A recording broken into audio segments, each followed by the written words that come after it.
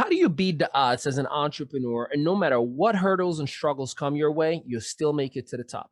How do you even become a disruptor for different industries that are already in the billions of dollars?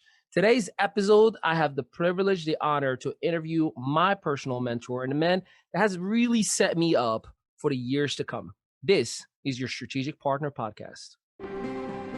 Welcome to your Strategic Partner Podcast, where we give entrepreneurs the secrets, strategies, and processes to increase brand equity and max out revenue. Ladies and gentlemen, Ali Medawi, and guess what? Episode 20, 2020, 21. This is incredible. We're growing. And today I'm very, very excited because this is probably the most personal interview that I ever will have. This gentleman is not only a mentor, he's blessed my family and I with many incredible, not only opportunities, but to have a role model, someone who truly and genuinely taught me and my wife in a short period of time how to do life, how to live like an entrepreneur without having to compromise your quality of life, your core values, or anything. He is a disruptor. He's been in the business community for 25 years. He's set himself up and his family to be a difference maker, an impact, and a thought leader, if you will. And he disrupted the travel space, the health and wellness space, the financial services space, and now creating a brand new category in the business community, and that is the one and only Jimmy Ezzell. What's up, my man? Hey, buddy. How are you?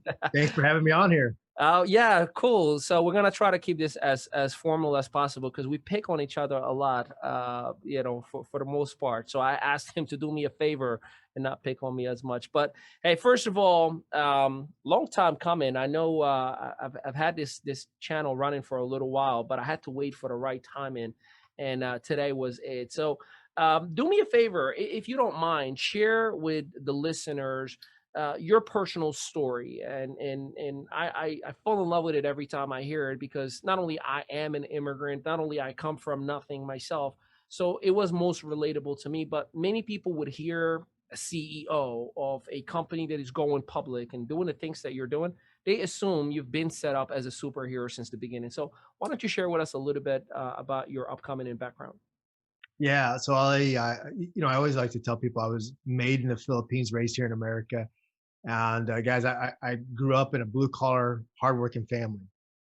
As a matter of fact, I remember so many times, because people know us as we own TripValet and they see us traveling, they see us, all these amazing resorts and traveling, first class and all this stuff, but they don't know that like that's not how it all started.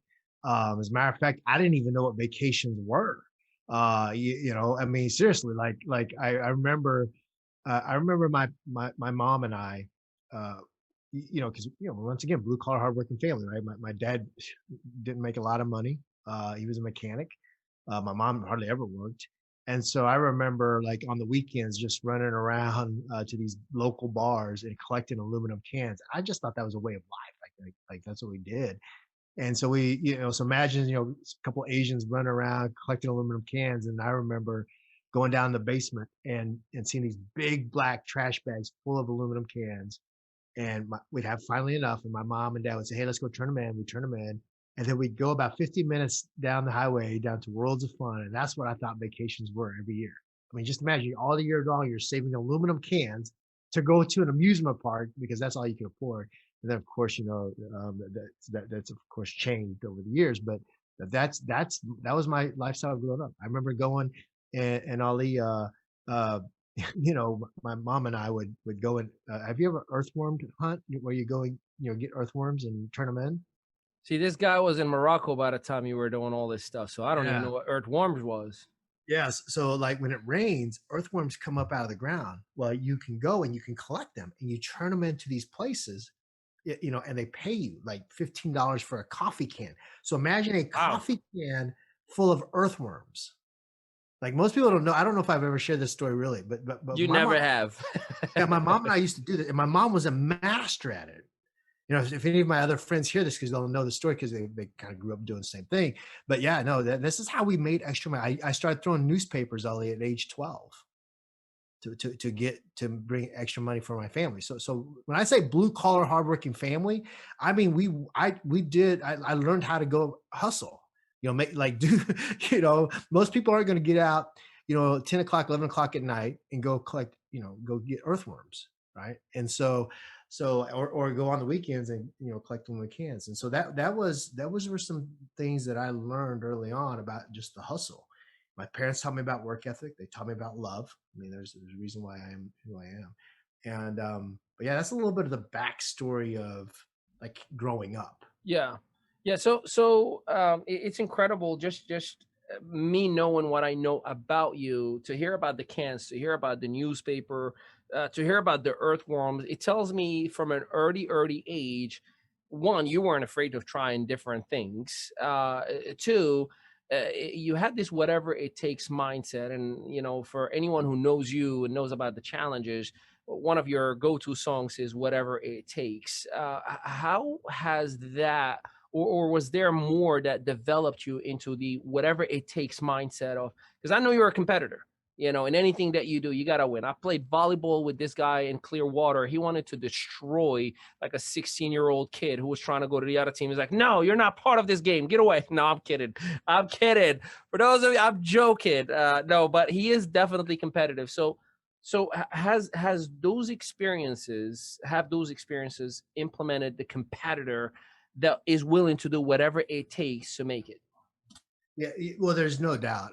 I mean, there's no doubt, and I actually count them as huge blessings now because they were, that's just who I am. Now, there's a loving side to me, but there's also the side that just hates to lose. Like I hate losing more than I love winning, right? So I'm just one of those guys, and it's interesting because if you think about that history in my life or just my upbringing, when you don't have very much, it also set me up for some things that also, put me down a wrong path. And I thank God I switched out of it, like the corporate rat race, that if you know that story. Yeah. And so, but yeah, no, it definitely, your upbringing can have an effect, negative or positive.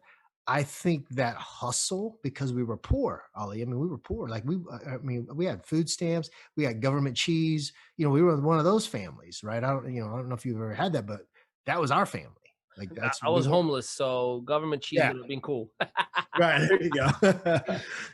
So I do have to. So how does someone in those circumstances, in those upcoming, ends up being the one of the most and fastest successful executives in Reader's Digest, for example, was $1 billion company. I mean, give me that transformation, because a lot of people, and I'm sure you hear it as much as I hear it. Well, my dad didn't take care of me and I wasn't born into money. This is why my circumstances as bad as it is. So how does someone in those upcoming make it to $1 billion company in a role that you had? Yeah. So here's the thing. I will just say my work ethic is ridiculous. It's just ridiculous. I'll give you an example. If you know my story, how I became successful in corporate America, my wife and I moved into a duplex. There's only 2 bedrooms, right, in this duplex. And one of them was my makeshift office when I got out of college. And I went into becoming an independent contractor for Reader's Digest. I would get up, Ollie, and put on like a suit, like go into the office and dress up. And I would make phone calls, practice and practice and getting phone calls, I mean, just go. And eventually I got a couple clients. And then I said, wait a second. I got a client. I'm going to invite everyone to, and I call everyone to come to that event. And I became and actually that year won rookie of the year. They couldn't believe this young punk college kid that just graduated, started kicking everybody's butt. But that work ethic was ingrained in me. Well, that carried all the way through my corporate career, got into entrepreneurship. I always say like, like what you lack in skill, right? You can make up it through activity and work. And that's been a motto for a long time. And I think it's just because when you're throwing newspapers at 5 a.m. from age 12 to college. So think about that. 6 years, cold. I mean, I lived in the Midwest, rain, snow, like freezing, because you can't just, you got to go throw newspapers every day. From 12 to college, I threw newspapers. I'd Making say two, you have a strong arm, man. That's a lot of throwing. Yeah, you know, and you're talking only making $200 a month. Wow. Yeah, yeah. Yeah, different times, huh? I mean, could you imagine doing that for $200 a month? So the example that you gave about putting a suit on and practicing phone calls, to some, it may sound radical. Like that is crazy, man. Like, so how radical do I have to be in order to attain success? Do I have to go through that very same experience that you've gone through? Or that was your circumstance and your specific story? Like, is there different variables, or overall, you got to be radical to win? I think there's got to be something where like there's something just drives you more. Like guys, like I never, you know, once again, my family was an entrepreneurial family. My dad was, you know, a mechanic. So like for me, I had to get radical. Like I didn't have anything else to model after. You know, yes, I started getting, as you start to become, you know, I won rookie of the year, right? Right out of, you know, first year out of college, right? Let me get a step back. Here's how I got that position. I'm the money making chairman for my fraternity. And I, of course, eventually became president of that fraternity. I'm the money making chairman of my fraternity. And I go and I hear about this fundraiser where you can, you know, sell books, right? And I'm like, wow. So I literally, my mind, I'm like, okay, I'm gonna plaster the campus. So I got sororities involved. I put stuffers in every teacher's mailbox. I mean, all the professors' mailboxes, all throughout campus. I had everybody engaged, and we sold like $4,000 plus worth of books. And they're like, oh my gosh, like the regional manager at that time for them comes in and goes, what, dude, how did you do all this? And I just told him, I said, and then he said, of course, he offered me the position, the territory down in Tulsa, Oklahoma. And so it was just that because I think there was just something about work, like I'm not afraid of it. And all these, you know, now, like I'm that way now. Like I'm just always been that way. And I think it started because, you know, I had to hustle when I was younger.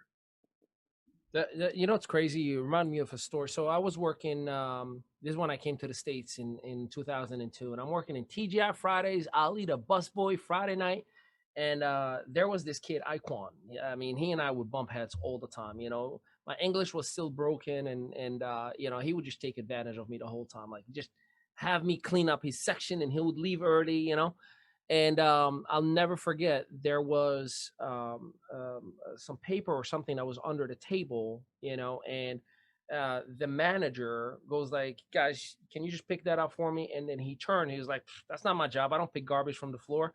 I actually crawled under the table and I picked it up, and I understood enough. The manager, he said, "You're gonna go places if you stay with that attitude. Your humility is incredible." Like, I'll never forget that. Like I understood enough, and I look back, you know, talk about how radical is radical.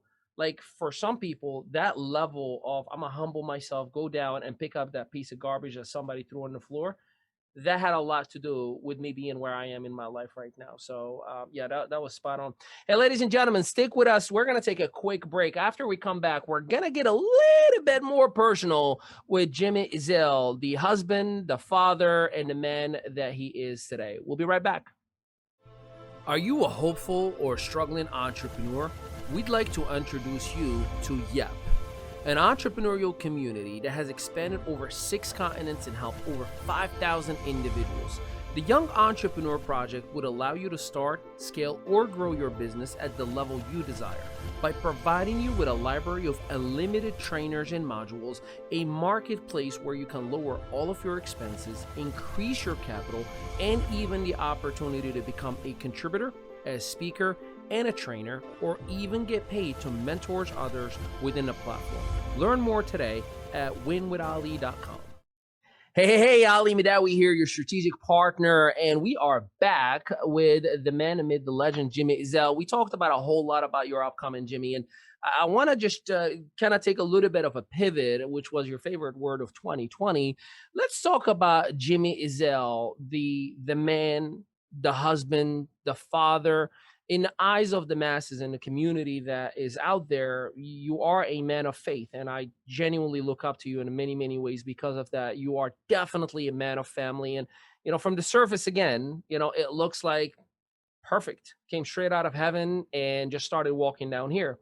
But I know there were some learning lessons, to say the least, some experiences that have happened that turned you into the man that you are today. What can you tell the listeners about what you've learned from life overall? And some of the examples that it's okay to not be okay. It's okay to make mistakes to become who you are as a better human being, which you're continuing to grow, of course. But please, anything you want to share with us? Yeah, well, I'll share this with you. I've been on an incredible journey of faith as well, like trusting God more and more, and especially just within even the last 3 years, I've seen my faith just grow like crazy. I'm inside of the I'm in this men's group that was orchestrated by God, put me together with those guys. Um, I'll share with you that also my marriage. There was a time, if you don't know, I was in corporate America, and there was a time in my marriage where I was very focused on money, had a huge pride and ego because I was this young hotshot guy. So I started as working for Reader's Digest and excelled, as an independent contractor basically, and just rookie of the year, rep of the year, and then they lured me into corporate America, right? And so I was on that journey of like you when you're in your 20s, you're just like if you're crushing it and you're making more money. Remember, blue collar hardworking family. I was making. I mean, there was a year I made several years where I was making over $200,000 a year. So that back then that's it's pretty good money. I Even mean, now, for someone young, that's a lot of money. I was, I remember built this beautiful home, and so all that stuff got into my ego.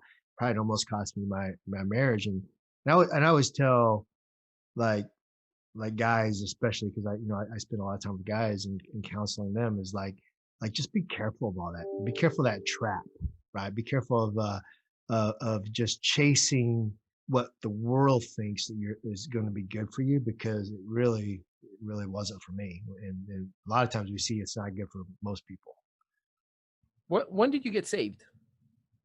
I got saved my junior year in high school at a Young Life camp. Wow. Yeah. And was it like a firm commitment to the ministry, like you are now, or did you have to go through your journey of, I'm still young, let me figure it out and I'll get back to you? Yeah, no, no, no. I was saved my junior year, but then I went to college, was in fraternity, Uh, and I'm not going to tell you about all those stories just because my kids. we'll edit that part. Yeah, but no, no, for sure. I've been on a journey. Right. I've had some addictions I've had to deal with, Yeah. which have been blessings because I've been able to help a lot of other men get through some of that stuff, and so I'm just thankful, Ollie, that there was no decision that I wasn't forgiven for or that cost me my wife and my family today. Yeah. Yeah. I'm super thankful. Like that's why I'm so loyal to my wife. Like is because she put up with me, the Jimmy Ezzell that's not the one you see today. Like the ego, pride, chase some money, not would step on you to because whatever that was. Even though I was good at leading people even back then, it still wasn't the same where it's genuinely now where I really want to serve people, you know, and see them grow. Back then it was about me. It was about me. What changed? I mean, how, when was the moment that something clicked for you? Like, what was it? Well, first of all, there was a time where I almost lost my family. And it's interesting because it actually happened through my journey of entrepreneurship, like being in corporate America. Here's the thing about associations. We talk a lot about that, right? I have to be careful because, someone might hear this, but I had someone that I used to work for that was just a bad example. Like he thought it was okay to cheat on his wife and tell us about it. Like Yeah. his junior executives, right? So think Yeah. about that. Like Yeah. that's really bad. And so when it was at that time when I was chasing money and not really close to God, um, there the story of when Nikki told me that Ashley was having a rough week. Right. That I'll never forget that. I'll never forget that. I was actually at the corporate office doing a 3-year plan as an executive, and my family is falling apart. and I was making great money, but I realized like, wait a second, this isn't what this is not going to be good. And and thankfully some things changed, but I could have been down a different path. I count my blessings there because you think about it, you might not know Nikki Ezzell, Ashley or Courtney or Joey, right? Yeah. Well, that was in my 20s, so I already had Ashley and Courtney, but you might not know Joey. So it's crazy. I look back and I'm just very, very thankful that nothing really bad happened, Yeah. you know. No, thank God. I totally agree with you on that. I had my so, the first 7 years of marriage are usually the hardest because that's where you're learning to coexist with one another. Once you make it past that, as I was told by my in-laws, once you make it past the 7 year mark, everything you've done in the first 7 years, you need to do it all over again every single day for the remainder of that of that marriage. And it is true. I had to.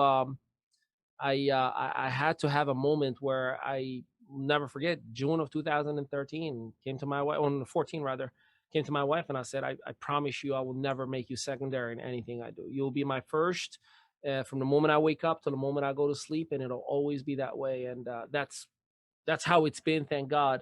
Do you think entrepreneurship had an impact on the personal growth and the focus that you've developed in order to become the man that you are as well, or was it the man that made the entrepreneur?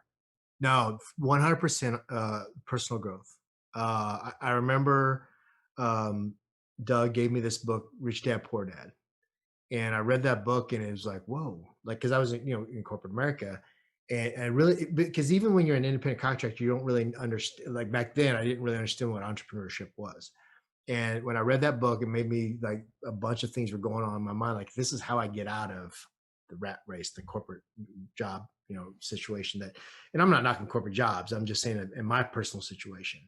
And so, I remember Les Brown and Jim Rohn. I remember in Ohio, Columbus, Ohio, at that event, and they started. The first time I'd ever been to one of those things, and I remember like, whoa, like, man, for things to change, I got to change. For things to get better, I must get better.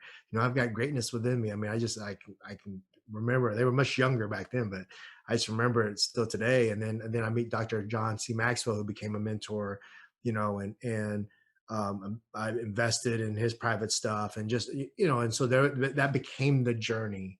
And I love it. I love it today. I mean, as you know, I'm 225K masterminds. And so I just love growing because honestly, I'm probably only operating at about 12% of my capacity, if that. That's how I look at it. You and I were just talking about this, but, even before this, like I just want to get so much better, Yeah.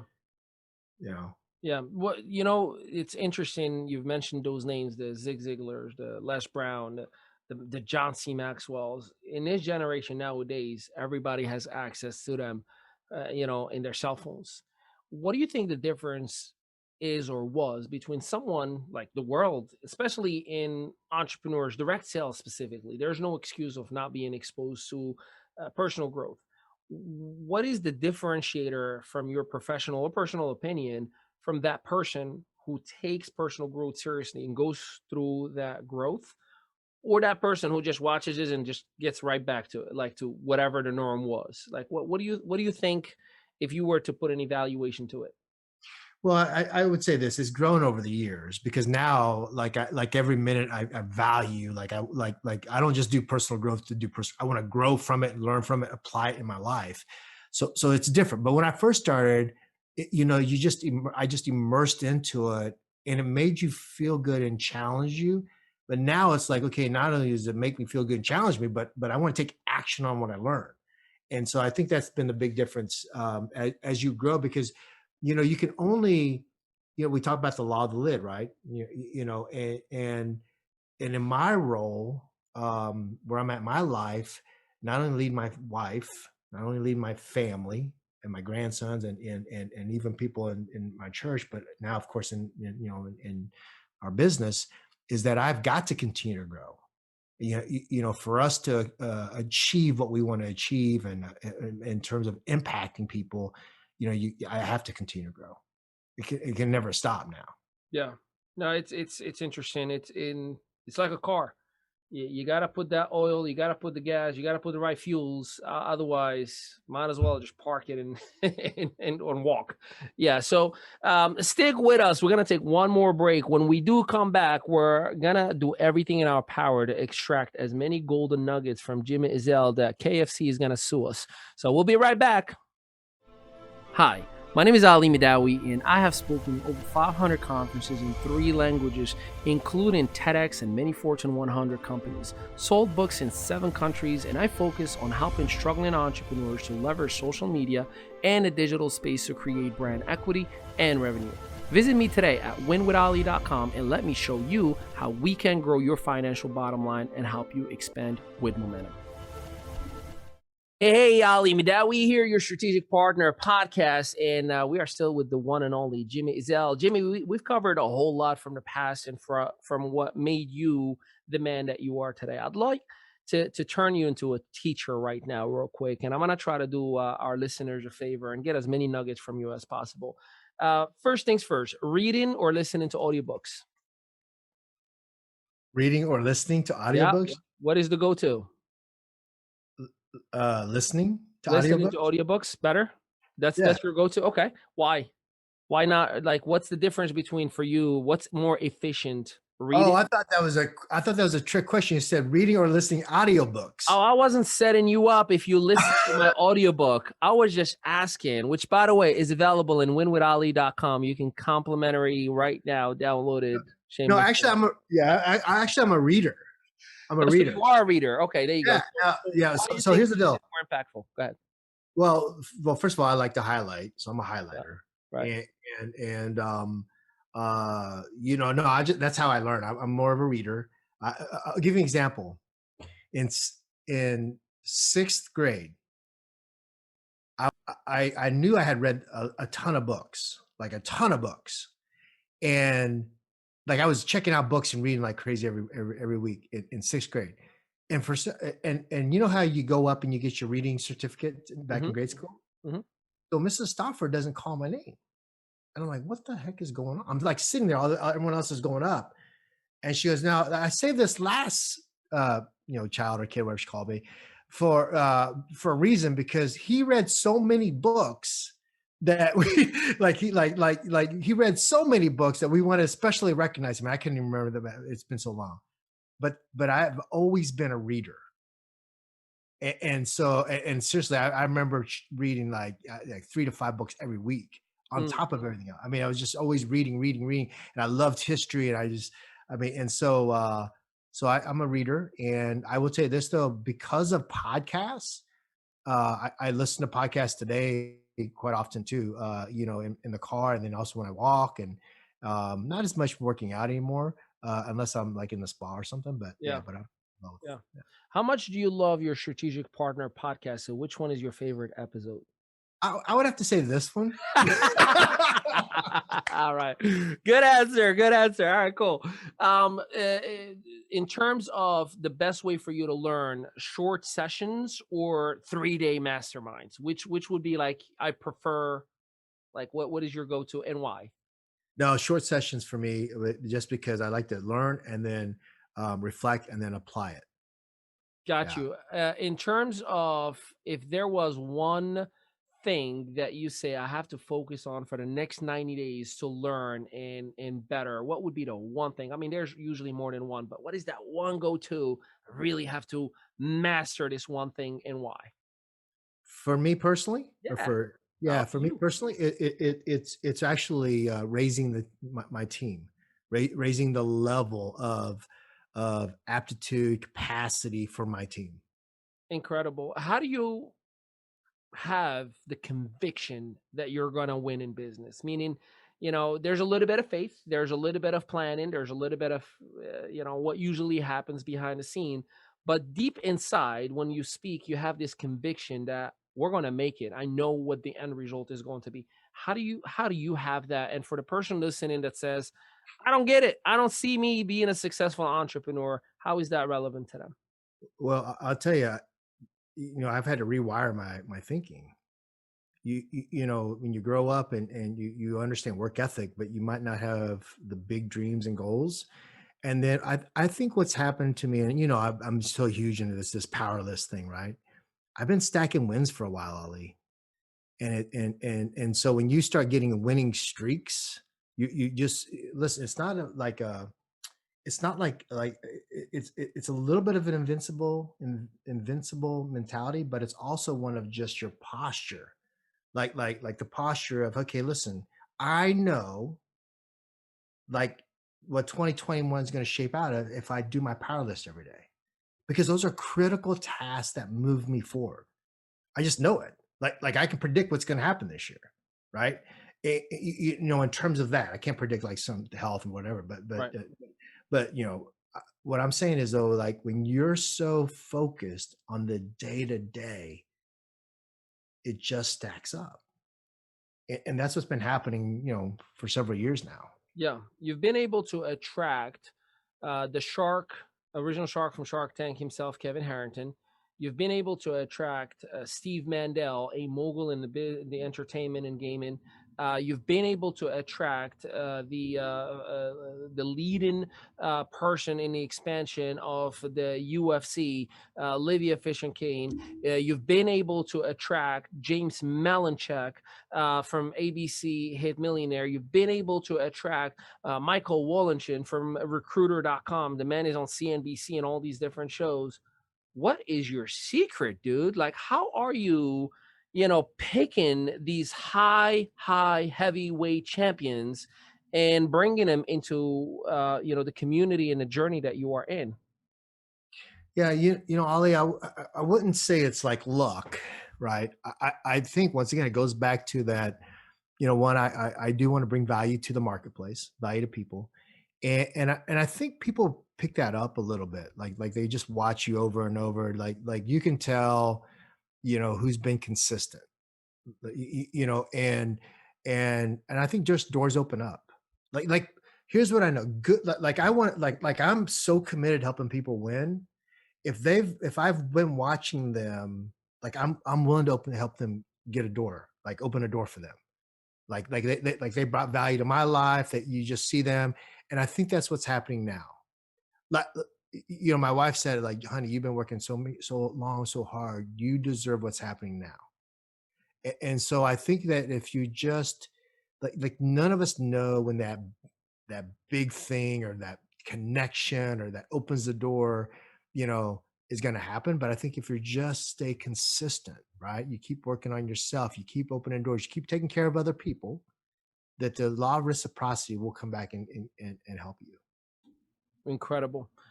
We're gonna fast forward. I'm talking about the good Lord said it's your time, Jimmy. And then you're looking back. Here comes Jimmy the angel, and you're looking back at everything that you've left and you've done. What are you looking at? I see a couple. I will see a lot of things actually. One, I just see that God is smiling, saying, "Hey, well done, good and faithful servant." That'll be the most important thing. Um, Two, I see my grandsons and great grandsons like, wow, Papa Ezzell worked hard and built a great legacy for our family. Um, I see couples going, wow, that's how a marriage should be. And I see a lot of people in our business going, that's an incredible legacy. And that's what I see. I see some of that. Well, we believe it, and we believe in you. And ladies and gentlemen, you may hear him.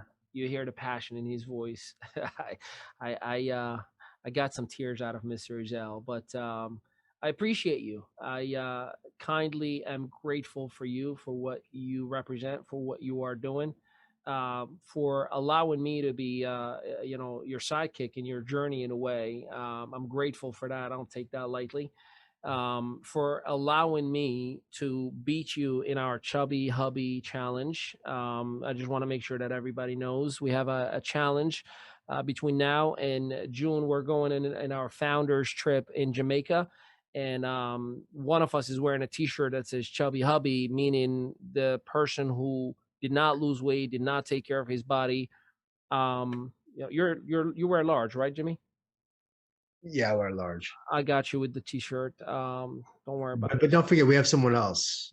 I don't do the thing of talking behind people's backs. So, Mr. Laurel Winfield, if you're listening, he said that you're gonna be wearing the No, chubby. I just said I was saying there's three of us. But I can't. But you cannot mention a third person without respectfully saying their name. So, Mr. Winfield, just text me your size if you don't mind, and we'll send you 2 T-shirts.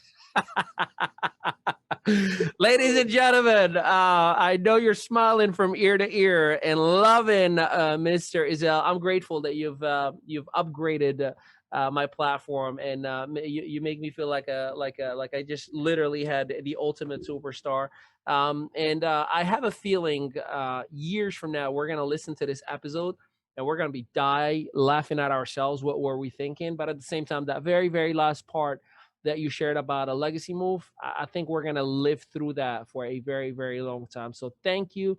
I appreciate you and everything that you represent. And ladies and gentlemen, this has been an exclusive interview for your strategic partner podcast. And keep in mind, if you are a struggling entrepreneur looking to enhance your digital and social media skills, feel free to join and visit winwithali.com. Plus, we can educate you about our entrepreneurial community so you too can be an influencer, a speaker, a trainer, or anything that you've ever wanted to do as an impactful thought leader. With that, hey, Mr. Ezzell, tell them peace out, everybody.